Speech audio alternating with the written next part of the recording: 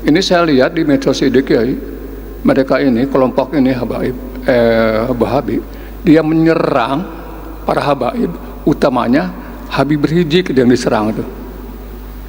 Ini saya pikir ini apakah tesisnya Imaduddin itu memang targetnya Habib Rizik itu? Masalah tesisnya Imaduddin itu gak ada tesis. Kalau ada tesis dia mesti berani ketemu. Ternyata dia kan kabur terus. Al-Kaburi, Imad Al-Kaburi, tesis gak ada. Dan nasabnya Sadah Ba'alawi itu sahih, itu berdasarkan ijma ulama. Dan Wali Songo itu juga Ba'alawi.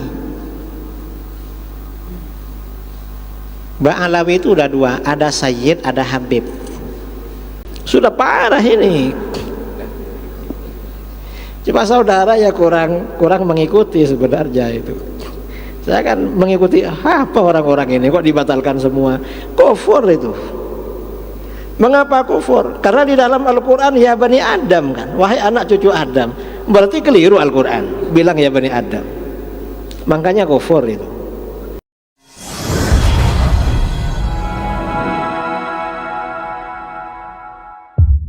Terima kasih Kiai. Saya maaf mau nanya nih. Ini saya ada sambungnya dengan pertanyaan teman saya tadi mengenai kelompok yang suka membid'ah-bid'ahkan itu ya. Ini tapi ada kaitannya dengan tesisnya Imaduddin itu Kiai, yang menyerang dzurriyyat nasab Ba'alawi itu. Ini saya lihat di medsos ini Kiai, mereka ini kelompok ini Wahabi, dia menyerang para habaib, utamanya Habib Rizik yang diserang itu. Ini saya pikir ini apakah tesisnya Imaduddin itu memang targetnya Habib Rizik itu? Ini di mana-mana gitu dia. Di medsos banyak sekali di ini viral gitu. Dia mendukung tesisnya Imaduddin tapi menyerang para habaib, terutama Habib Rizik. Yang lebih ini lagi, ini dia sampai-sampai ketika Habib Umar Al-Hafidh itu dari Yaman datang ke ini di Masjid Istiqlal, di mana Habib Umar itu kan diberi kesempatan untuk jadi imam Masjid Istiqlal. Dia pertama menyebutnya bahwa bacanya Habib Umar tidak bagus, tidak baik. Saya pikir kalau masalah itu nggak apa-apa, ya memang tidak bagus. Tapi dia malah menyerangnya bahwa bacanya kacau karena baca Habib Umar. Dia kan ulama internasional sampai dibilang begitu Pak Habib. Ini gimana ceritanya gitu? Terima kasih Pak Kiai. Assalamualaikum warahmatullahi wabarakatuh. Masalah tesisnya Imaduddin itu gak ada tesis. Kalau ada tesis dia mesti berani ketemu. Ternyata dia kan kabur terus. Al-Kaburi, Imad Al-Kaburi, tesis gak ada. Dan nasabnya Sadah Ba'alawi itu sahih, itu berdasarkan ijma ulama. Dan Wali Songo itu juga Ba'alawi. Ba'alawi itu udah dua, ada Sayyid, ada Habib. Nah, dulu yang datang berdakwah ke sini itu rumpun Ba'alawi. Jadi pada abad ke-6 Hijriah ada konflik di Yaman. Negeri Yaman diserbu oleh Ayyubiyin. Oleh Ayyubiyin ini anak cucunya Sultan Salahuddin Al-Ayyubi. Akhirnya banyak meninggal, sampai Sadah itu Sayyid Ba'alawi yang habis. Sejak itu yang musnah itu dua marga. Marga Bani Jadid. Kan Sayyid Alawi bin Ubaidillah itu anaknya kan ada tiga kan. Sayyid Alawi bin Ubaidillah. Kan ada Basri, ada Jadid. Basri sama Jadid ini, terus Alawi. Yang Bani Basri, Bani Jadid itu musnah karena terbunuh semua, kecuali seorang perempuan yang meninggal terakhir abad ke-7, musnah waktu itu. Akhirnya banyak orang-orang Tarim Hadramut lari, termasuk yang lari Sayyid Abdul Malik bin Alawi bin Muhammad Shahib Mirbat, lari ke India, hijrah ke India. Kemudian lalu di India punya anak namanya, karena orangnya bagus ya, orangnya bagus, dihormati, punya anak namanya Sayyid Abdullah Al-Madkhan. Lalu Abdullah ini punya anak lagi Ahmad Shah Jalal. Ahmad Shah Jalal ini punya anak lagi Jamaluddin Al-Husain. Nah, Jamaluddin Al-Husain ini yang menjadi datuknya Wali Songo. Karena para dai, ulama di Indonesia, di Nusantara, rata-rata cucunya Sayyid Jamaluddin Al-Husain. Beliau ini yang datang ke Campa menikah, kemudian sama anak cucunya berdakwah ke Aceh, lalu anak cucunya disebar, lalu beliau juga melanjutkan dakwahnya dan meninggal di Wajo di Sulawesi. Itu Ba'alawi itu. Lalu kemudian pada abad ke berapa ya, beberapa ratus tahun kemudian kalangan habaib ke sini. Yang pertama kali datang itu dari klan Basyaiban. Kemudian habib-habib yang lain ke sini. Itu nasabnya sahih. Dan gak ada yang namanya tesis. Mengapa terjadi seperti itu? Akhir zaman ini dosa besar semakin bermunculan, termasuk membatalkan nasab. Rasulullah SAW bersabda dalam Sahih Muslim, "Ithnani finnas fihima kufrun." Dua perkara pada manusia, dua perkara ini mengandung kekufuran. Apa? At-ta'nu fil ansab, mencela nasab. Mencela nasab itu membatal-batalkan nasab. Memang sudah ada. Apa yang disabdakan oleh Rasulullah pasti terjadi. Ya contohnya ini. Dan sekarang kelompoknya ini yang dibatalkan bukan cuma nasabnya Habib, nasabnya orang Jawa dibatalkan semua. Sama ini. Mengapa kelompok ini sudah berani ngomong bahwa penduduk Jawa itu bukan anak cucu Nabi Adam? Anak cucunya siapa? Manusia sebelum Nabi Adam. Ini kan batalkan nasab kan? Sudah ada yang ngomong begitu. Kelompok ini sudah batal semua. Nah, kalau bukan anak cucunya Nabi Adam dari mana? Gak bisa. Gak bisa kawin saudara kalau bukan jenis, kalau beda jenis. Sebenarnya yang sama-sama punya kemaluan, kan monyet kan punya ya, artinya mirip-mirip lah dengan manusia kan. Monyet, kemudian orangutan. Tapi gimana kalau kawin dengan monyet sama orangutan? Kan gak bisa gak bisa samara, gak bisa sakinah mawaddah. Karena sakinah mawaddah itu kalau satu jenis kan yang bisa mawaddah. Kita ini orang Arab, kita dapat orang Arab oke, dapat orang Cina oke, dapat orang Eropa oke, orang mana? Mengapa? Satu jenis memang, sama-sama anak cucu Nabi Adam. Ini dibatalkan sama kelompok ini, bukan anak cucu Nabi Adam. Sudah parah ini. Cuma saudara ya kurang mengikuti sebenarnya itu. Saya kan mengikuti apa orang-orang ini kok dibatalkan semua. Kufur itu. Mengapa kufur? Karena di dalam Al-Quran ya Bani Adam kan, wahai anak cucu Adam. Berarti keliru Al-Quran bilang ya Bani Adam. Makanya kufur itu. Ada kufur-kufur di ini ya, masalah nasab. Jadi kita jangan ikut-ikut itu. Habib-habib itu kalau yang memang benar-benar habib itu nasabnya sahih kepada Rasulullah SAW. Sahih memang, enggak perlu diragukan. Kadang-kadang yang dijadikan bahan menghujat itu habib-habib yang nakal-nakal. Ya memang habib ini manusia juga, dan Rasulullah juga tidak menjamin anak cucunya soleh semua. Enggak ada jaminan.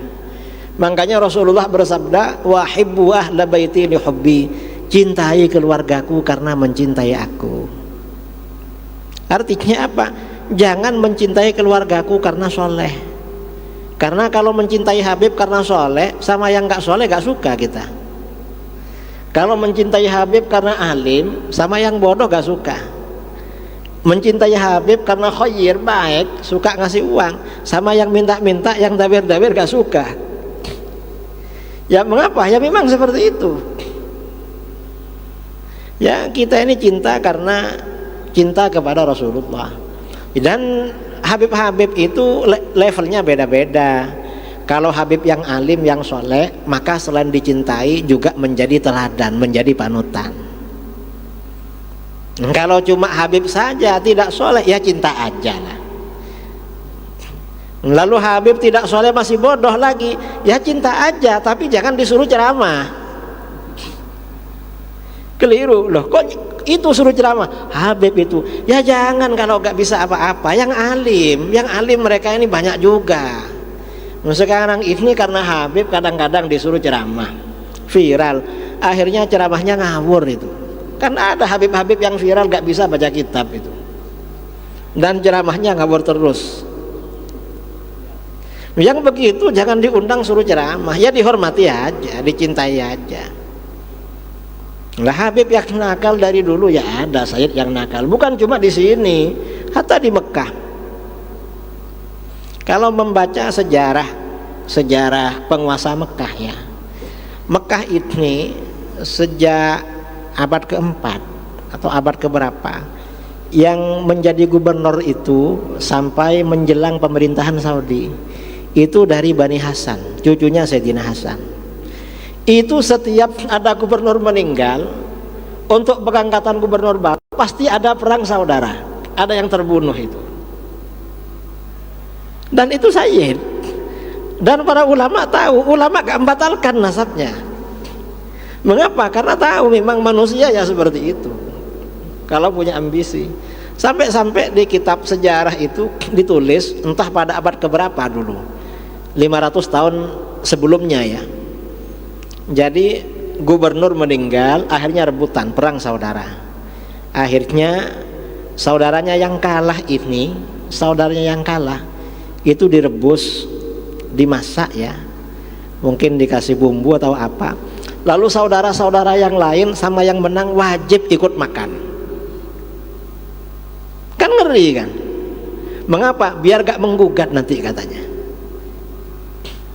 Padahal kan haram itu, kan nggak boleh makan dagingnya orang, apalagi sampai merebus. Orang membunuh aja nggak boleh, dikerjakan.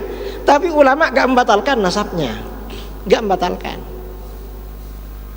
Karena memang orang yang parah ya parah juga lah.